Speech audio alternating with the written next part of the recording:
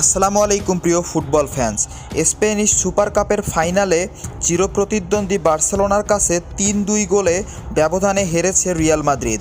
এই হারের পরই ৭ মাসের কোচিং অধ্যায় শেষ হয় জাভি অ্যালোনসোর। স্প্যানিশ এই কোচের বিদায়ের দিনেই নতুন বস পেয়েছেন কিলিয়ান এমবাপ্পে, ভিনিসিয়াস জুনিয়ররা। রিয়াল মাদ্রিদের দায়িত্ব পেয়েছেন আলভারো আরবেলোয়া। ক্লাবের এক তে জানানো হয় তাৎক্ষণিকভাবে দায়িত্ব নিয়েছেন আরবেলোয়া। চুক্তির মেয়াদ প্রকাশ করা হয়নি।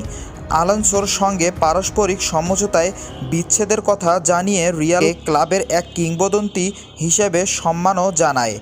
এতদিন রিয়াল মাদ্রিদের কাস্তিয়ার কোচ ছিলেন আরবেলোয়া। 2025 সালের জুন থেকে দায়িত্ব নেওয়ার পর তার অধীনে কাস্তিয়া আরএফইএফের গ্রুপ 1-তে চতুর্থ স্থানে রয়েছে দলটি। 2020 থেকে 21 মৌসুমে ইনফান্তিলে গিয়ে আরবেলোয়া কোচিং করে কাস্তিয়ার দায়িত্ব পান এই স্প্যানিশ কোচ।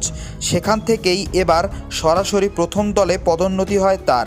খেলোয়াড় হিসেবে 2019 থেকে 2016 পর্যন্ত রিয়াল মাদ্রিদের হয়ে 238 ম্যাচ খেলেছেন আরবেলোয়া।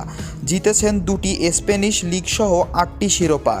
স্পেনের জার্সিতে খেলেছেন 56 ম্যাচ।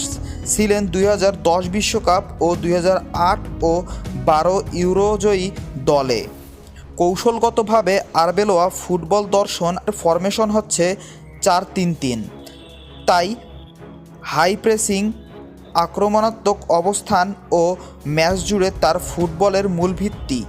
দলের পরিস্থিতি অনুযায়ী 4-4-2-1 ফরমেশনও খেলান তিনি।